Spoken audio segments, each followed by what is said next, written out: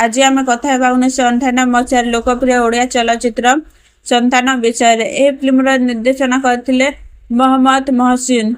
मुख्य भूमिका अभिनय करुछंती सिद्धार्थ महापात्र, रचना बानार्जी, संगीत निर्देशना देथिले मलय मिश्र। संतान यह समय एक भावप्रवण रोमांटिक और पारिवारिक चलचित्र।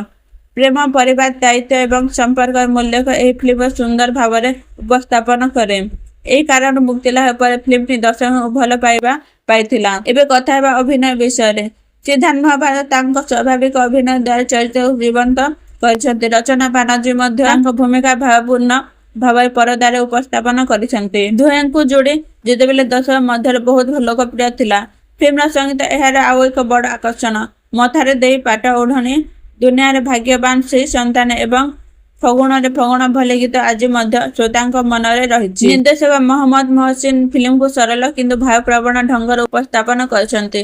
पारिवारिक संपर्क गुरुत्व और मनुष्यर भावनार से सुंदर भाव परदारे आनिछन्ते।